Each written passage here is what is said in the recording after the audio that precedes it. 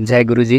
जब गुरु जी ने शरीर छोड़ा, डिस्टर्ब तो हुए थोड़ी देर के लिए हम सारे, लेकिन उसके बाद जब गुरु जी के पास जाने लगे, बड़े मंदिर गए और देखा कुछ नई संगत थी लाइन में लगी हुई, तो देख के खुशी हुई।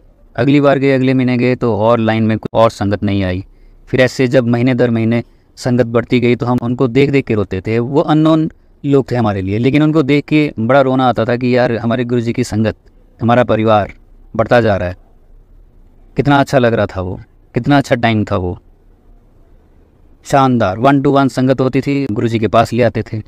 कोई सोशल मीडिया और ये सारा कुछ उस तरह से नहीं था। ये खुशी वो सारे जानते हैं जो उस टाइम के हैं। और जो नई संगत, नई इन द सेंस गुरु जी के शरीर छोड़ने के बाद 2007, 8, 9, 10 तक वो सारे जुड़ते रहे। उनको पता है कि वो टाइम कितना अच्छा था, कितना मज़ा आता था संगत में जाके और कितना प्यार था। लेकिन अब पिछले कुछ सालों से देख रहे हैं सोशल मीडिया पे पता नहीं क्या क्या चल पड़ा है। यूट्यूब पे देखोगे तो आप ऐसे सत्संग सेंसेशनल बना के पेश किए जा रहे हैं, तो उसमें ऐसे ऐसा कुछ लिखा जा रहा है। देखिए क्या क्या लिखा जाता है। सत्संग सुन ले और जान ले कि तेरे जीवन में क्या बदलाव आने वाला है। तेरे घर में भी छिपकली नज़र आती है तो ध्यान से सुन, ये संकेत दे रही है बेटा। अब देखिए, अब छिपकली को कहाँ जोड़ के किस तरह से संगत को किस रास्ते पे लेके जाया जा रहा है। छिपकली आगे क्या है, बेटा तेरे पति की जान बड़े खतरे में है और ये कोई मजाक नहीं है। तेरे पति पर चुड़ैल का साया है। तूने चुड़ैल क्रिया के बारे में सिर्फ टीवी में सुना होगा, पर आज तू ये सुन, तेरी रूह कांप उठेगी। आंटी का ये दर्द भरा सत्संग सुनकर चाहे तू कुछ भी कर, ऐसी गलती मत करना कि बाद में तुझे बहुत रोना पड़े। तुझे इस चीज़ से छुटकारा सिर्फ 10 मिनट में मिल सकता है। उसके लिए तुझे ध्यान से इस गुप्त संदेश को सुनना होगा। इग्नोर मत करना बिल्कुल भी। मेरा कड़ा आदेश है, अभी सत्संग सुनो। ये 3 चीज़ें अपने घर से तुरंत हटाओ वरना अनर्थ हो जाएगा। बेटी, ब्लैक मैजिक का सहारा लेकर तेरे अपनों ने तुझे रोगी बनाया है। तेरे घर में आज भी मुझे ये चीज़ें दिखी हैं। सत्संग सुन और इन्हें बाहर निकाल। ये ऐसी चीज़ों का हिसाब किताब चल पड़ा है। तुरंत पैसा चाहिए या चाहती है, अटके हुए सारे काम आप पे बनना शुरू हो जाएं, तो अभी ये सत्संग सुन, सारे काम छोड़ के। इग्नोर मत करना। 3 खुशखबरियाँ आने वाली हैं तेरे पास। इस स्वरूप को 3 लोगों को भेज जल्दी, तुझे बहुत जल्दी खुशखबरियाँ मिलेंगी। इस तरह के और बहुत और ऐसी चीज़ें जो घर परिवार में अक्सर होती हैं। परेशान लोग हैं, किसी के पास पैसे की कमी होगी, कोई बीमार होगा, कोई कुछ होगा, तो आप देखिए, आप उनको अब लिखो क्या लिखा है। पुत्र, घूमते फिरते उठते बैठते बिस्तर लेटे ये सत्संग सुन। आज तुझे 3 अच्छे संकेत दूंगा, इग्नोर ना करी। 2 दिन के अंदर ही तुझे बहुत ही बड़ी खुशखबरी मिलेगी। अब जिसको ये 3 संकेत आपने बोल दिया, जिसने भी ये लिख दिया, तो संगत जी देखिए, वो सुबह से शाम तक बेचारा इसी चक्कर में रहेगा कि कौन सा संकेत है। वो नहीं भी होगा तो संकेत बना लेगा, और रात को सोने से पहले वो इंतज़ार करता रहेगा कि वो संकेत कहाँ गया भाई। 1 हो गया, दूसरा कहाँ गया, तीसरा कहाँ गया, उलझ गया ना वो। तो उस सारे दिन में गुरुजी से बात होनी थी और कहाँ वो सिर्फ उस टोने टोटके पे ही रह गया। तो पहले भी होते थे, गुरुजी के पास आने से पहले भी हम ऐसे थे। उन्हीं सब चीज़ों से दूर होना था और गुरुजी के साथ जुड़ना था। अगर गुरुजी के पास आके भी हम ऐसे ही फिर से जुड़ रहे हैं या जोड़ रहे हैं किसी को, तो बात तो वही की वही रही। पूर्ण गुरु के मिलने का मतलब क्या हुआ फिर? बात तो वही चल रही है। पहले भी हम ऐसी चीज़ें सुबह से उठ के शाम तक ढूंढते थे, कोई हमें बता दे। आज भी वही कर रहे हैं। छिपकली, आज छिपकली है, कल फिर मच्छर भी आ जाएगा, फिर चूहा भी आ जाएगा, फिर सारी छोटी छोटी चीज़ें आ जाएंगी। उसको निकाल, तेरे दरवाजे पे वो लटका है, उसको कर। यही सारा कुछ करते रहेंगे। ये सब करने के लिए गुरुजी से जुड़े हैं हम। तो जो भी ये लोग लिख रहे हैं, गुरुजी के स्वरूप एडिट कर रहे हैं, बताओ, और कुछ ही बना दे रहे हैं उनका। कोई रोक टोक नहीं है, कुछ भी करो, गुरुजी का स्वरूप कैसा ही बना के पेश कर दो। और जो नई संगत आएगी संगत जी, वो कैसे जुड़ेगी? उनके लिए तो जो अभी पिछले महीने जुड़ा होगा या कल ही जुड़ेगा, उनके लिए तो बेस बन गया ना। वो तो गुरुजी का उसी स्वरूप, उसी को शायद वो सही समझ लेंगे, जो मैसेज है उसी को, क्योंकि ये धड़ल्ले से काम चल रहा है। ये वो इन्हीं चीज़ों में फंस के रह जाएगा। और क्या पता, जीवन का क्या पता, बेचारा कौन से दौर से वो गुजर रहा होगा। उसका जीवन अभी 6 महीने में ख़त्म हो जाएगा। बीमार हो, क्या हो, वो इन्हीं चीज़ों में रह जाएगा वो। और अगर वो सारी चीज़ें ना हुई तो जो टाइम उसको जीवन में गुरुजी के साथ जुड़ने के लिए मिला, वो भी इन चीज़ों में उलझ के रह गया बेचारा। और जो आपने लिखा है, सारे संकेत दिए जाएंगे या संकेत मिलेंगे, ऐसा कर वैसा कर, अगर वो ना हुआ उस दिन तो ये संगत को धोखा नहीं है, ये धोखा ही तो दिया जा रहा है, उलझाया जा रहा है। चलिए, जो ये ऐसा करता है वो तो कर रहा है, आगे संगत भी जो इन चीज़ों में पड़ी हुई है, देख रही है, सुन रही है, आगे फॉरवर्ड किए जा रही है धड़ल्ले से। व्हाट्सएप खोलो और देखो लाइन लगी होती है। कितना ही किसी को समझा लो, वो फिर वही कर रहा होता है, उसे लेना देना ही नहीं है शायद कुछ। बहुत से लोग समझ भी जाते हैं, लेकिन बहुत लोगों को समझाओ तो समझते नहीं है। हालांकि जब उनसे नई संगत से पूछते हैं तो अपने सत्संग में वो जरूर ऐसा बताते हैं, उनके इमोशंस जुड़े होते हैं कि कई दिन से ये मैसेज आ रहा था, तू ऐसे कर वैसे कर। मैं तो पहले हम सारे ऐसे थे कि कहाँ से मैसेज आ रहा है, ये कौन दे रहा है मैसेज इनको। तो पता चलता है कि इंस्टा पे, फेसबुक पे देखते हैं और समझ लेते हैं कि हमारे लिए मैसेज है। हज़ारों लाखों लोगों में किसी के लिए तो वो होगा, परिवार की, घर की परेशानियाँ हैं, वो कहीं तो मैच कर ही जाएंगी वो। तो उनके वो सत्संग है, वो बोलते हैं कि मैं कर रही थी और वो हो गया। अब ऐसे इतने लोगों में किसी का तो होगा ही, लेकिन जिनका नहीं होगा उनके बारे में भी तो सोचो। मुझे किसी का फ़ोन आया, 2 साल पहले की बात होगी। उनका भाई होगा करीब, मुझे लगता है 45 साल की एज होगी करीब उसकी, और 2 उसके बच्चे थे। वो गायब हो गया। और उसकी जो भाभी थी, मतलब जिसका वो हस्बैंड था, उसकी जो भाभी थी लेडी की, उसने उसको एक दिन फ़ोन किया कि सुबह ही 4 बजे उठी और मैंने मैसेज देखा, आज खुशखबरी तेरे घर आने वाली है, तैयारी कर ले। तो उसने कहा कि आज तेरे भैया आ जाएंगे और मैं आज हलवा बनाऊंगी, आज पक्का आ जाएंगे। क्यों? क्योंकि मैंने मैसेज देखा है। वो उस दिन नहीं आए, उस दिन तो क्या आज तक भी नहीं आए, 2 साल हो गए होंगे। उसने मुझे रो के फ़ोन किया मुझे कि भैया ये सारी चीज़ें आप बंद कराओ। मैं भी पहले ये सब कुछ देखती थी, लेकिन ये सब फेक है। कौन ये सब कुछ बना रहा है और क्यों बना रहा है? जब हम उस रास्ते पे चल रहे होते हैं, कोई कुछ बता रहा होता है तो लगता है कि नहीं यार हम ही ठीक हैं। और जब तक चीज़ें सारी ख़राब हो चुकी होती हैं, आप उसका हिस्सा बन चुके होते हैं, बाद में आपको लगता है कि नहीं यार ये गलत है। लेकिन आप देखो ना, कितने लोग इकट्ठे होकर वो सारा कुछ ख़राब कर चुके होते हैं।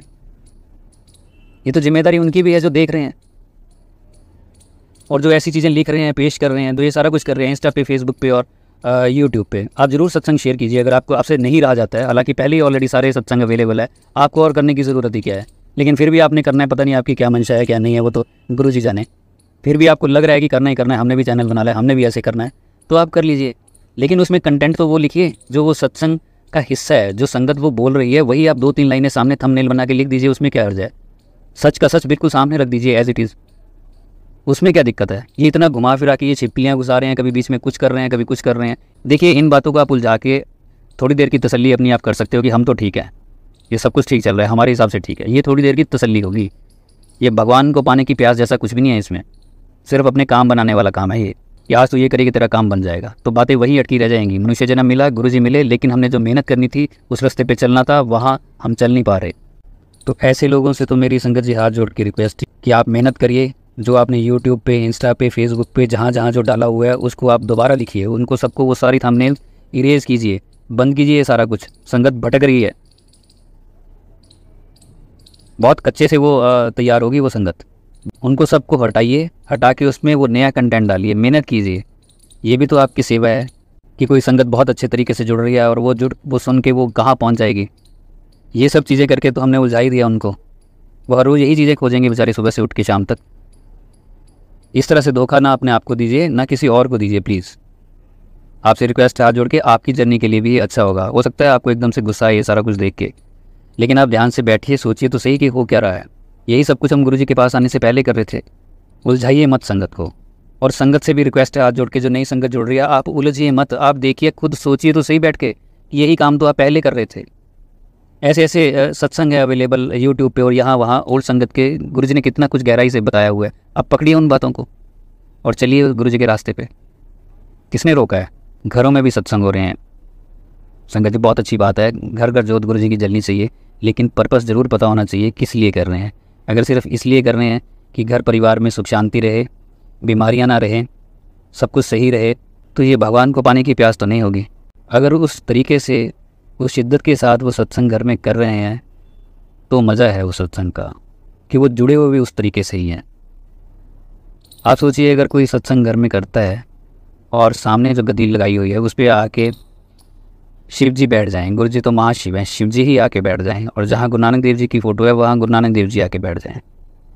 2-3 घंटे का सत्संग होगा, वो कैसा होगा? किसी की हिम्मत होगी कि थोड़ी सा भी शोर मचाए? बच्चा कोई थोड़ा सा भी कुछ करेगा, उठा के पेरेंट्स ले जाएंगे कि नहीं शिव जी बैठे हैं और देख रहे हैं। गुरबानी में पूरा ध्यान होगा, यहाँ वहाँ किसी के ऊपर ध्यान जाएगा? घर के लोग भी फटाफट जाएंगे और अपने हाथ से लंगर बनाने की, एक एक चीज़ बनाने की कोशिश करेंगे ताकि जाके हम शिव जी को खुद दें। वैसी त्रिशूल उनका पड़ा और वैसी उनकी ड्रेस, नाग देवता उनके गले में हो लाइव, तो वो सत्संग कैसा होगा? और उसके बाद लंगर प्रसाद हो, चाय प्रसाद हो, और उसके बाद वो घर जाए। उनकी आरती हो लाइव, आरती में ऐसे भगदड़ होगी, ऐसे सारा कुछ होगा जब होती है। हिम्मत होगी किसी की? और 2-3 घंटे के बाद शिव जी निकल जाएं, चले जाएं वहाँ से, सत्संग खत्म हो जाए, तो उसके बाद वो घर कैसा हो जाना चाहिए? मंदिर नहीं हो जाना चाहिए जहाँ उनके चरण पड़ गए। अगर ऐसा कहीं होता है तो सल्यूट है उन घरों को, उन लोगों को। और अगर ऐसा नहीं होता तो विचार ज़रूर करें कि कर क्या रहे हैं, तो फिर ये सत्संग किस लिए कर रहे हैं। कहीं भेड़ चाल तो नहीं है कि बस कर लिया, ये फ़ोटो लगा दी, वो लगा दी और ये सारा कुछ कर लिया, बाद में हमने एक दूसरे की चुगली कर ली, तो फिर सत्संग किस लिए किया? फिर तो ये पहले भी हो रहे थे, वो छेने चिमटे जो घरों में कीर्तन होता था वो होता था, वही हो रहा है। गुरु जी को इन्वॉल्व कर लिया उसमें, हो वही रहा है। शरीर से तो सत्संगी हो गए हैं लेकिन मन से है ही नहीं, मन में वही चला कि वही सारा कुछ चल रहा है, और गुरु जी को भी उसमें उलझा लिया। अब गुरु जी के नाम पे हो रहा है, पहले गुरु जी के नाम पे नहीं करते थे। बात तो वही की वही है। ज़रूर अपने घर में सत्संग कीजिए, लेकिन सत्संग करने से पहले सोचिए किस लिए कर रहे हैं। कोई ओल्ड संगत आपको मिलती है, आप कोशिश कीजिए उसके चरणों पे हाथ ना लगाएं।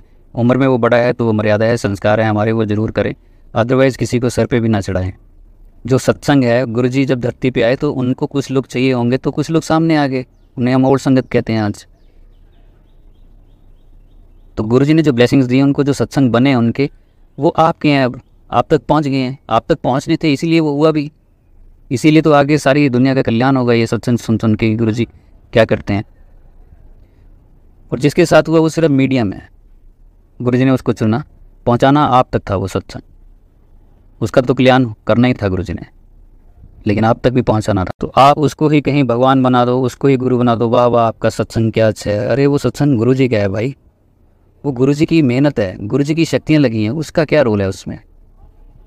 वो तो गुरु जी ने सब कुछ किया है, और उस सत्संग से ही जुड़ना है। ये वाह वाह की ज़रूरत नहीं है, क्योंकि ओल्ड संगत को जब हम ये सब कुछ कह देते हैं, बहुत से लोग कहते हैं नई संगत ओल्ड संगत को, क्या बात है क्या, उससे देखिए अहंकार आ जाता है, इंसान ही है, और वो जर्नी इफेक्ट होती है उसकी भी, चाहे उसको उसमें मज़ा आ रहा हो उस वक्त, लेकिन अंदर ही अंदर वो फाइल करप्ट होने लग जाती है।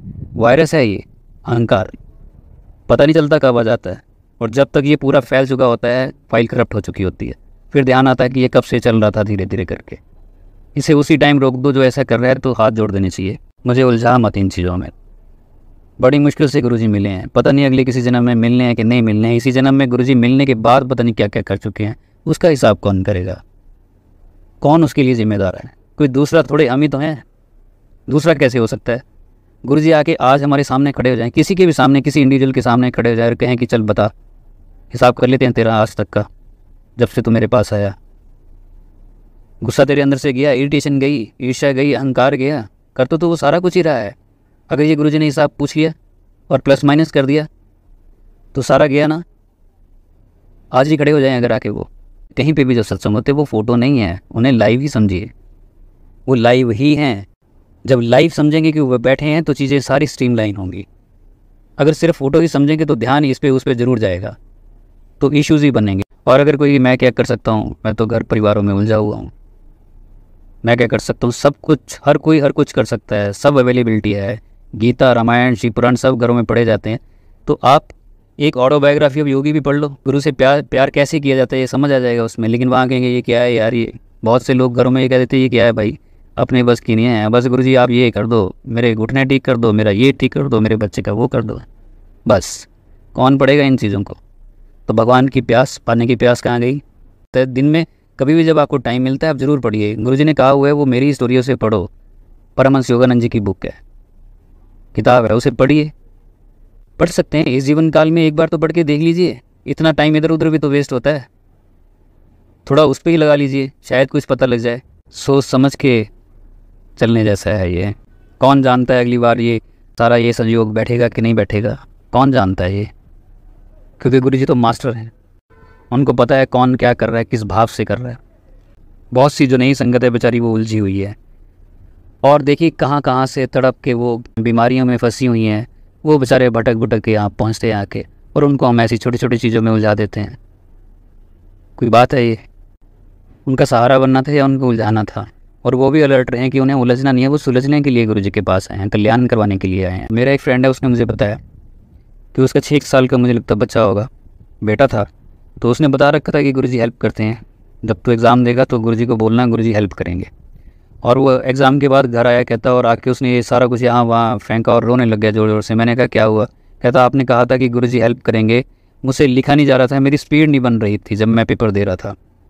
मैंने गुरुजी को इतनी बार कहा गुरुजी आइए आइए और मेरी स्पीड बढ़ा दीजिए, गुरुजी ने बढ़ाई ही नहीं, गुरुजी आए ही नहीं और रो रो के वो बताया जाए। लेकिन देखिए बच्चों को हम क्या बता रहे हैं कि गुरुजी हेल्प करेंगे हर एक जगह। गुरुजी गुरु भी है, गुरुजी सिखाएंगे भी, ऐसी ऐसी सिचुएशंस भी वो पैदा कर सकते हैं। वो गुरु हैं, उन्हें अपनी संगत को परफेक्ट बनाना है, कच्चा नहीं बनाना है। चमत्कार तो वो बेचारे कर ही देंगे जब उनको अच्छा लगेगा, उनको ठीक लगेगा, उनके हिसाब से होगा, हमारे हिसाब से नहीं। लेकिन वो सिखाएंगे भी तो बच्चों को भी और हम सबको भी गुरुजी के जो रूप है इससे भी प्यार करना है और गुरुजी के निराकार रूप से भी प्यार करना है। बच्चों को भी ये बताना है कि गुरुजी कन कन में है, कैसे हैं। वैसे सत्संग सामने लाने हैं। बहुत सी संगत की ओर संगत के ऐसे सत्संग है जो बहुत गहरे हैं। कई बार लोग गहरे सत्संग सुनते ही नहीं है, उनको बस ऊपर ऊपर से पता है कि छिपकली यहाँ छिपकली वहाँ, लेना देना ही नहीं है कुछ। भाई आपकी जर्नी, आपकी यात्रा है, हमने सबने गुरुजी के पास जाना है शरीर छोड़ने के बाद, वहाँ खड़े होंगे, कुछ तैयारी भी रखनी होगी। और गुरुजी की इतनी मेहनत है जो हम सब के लिए वो कर रहे हैं। एक कदम हमें भी तो आगे बढ़ाना होगा, हमें भी तो चलना होगा। लॉकेट स्वरूप इस तरह से बांट दिए जाते हैं, इस तरह से लाइन लग जाती है सत्संगों में, घरों में हो या कहीं पे भी हो, ट्रेज में रखा जाता है। बताओ यार, ऐसे चीज़ें बांटी जा रही है। ठीक है, गुरुजी के स्वरूप सब तक पहुँचने चाहिए, लेकिन आप देने से पहले पूछ लो आपके पास है कि नहीं है। रिसेंटली मुझे एक फैमिली मिली, 4 दिन 5 दिन हुए हैं अभी।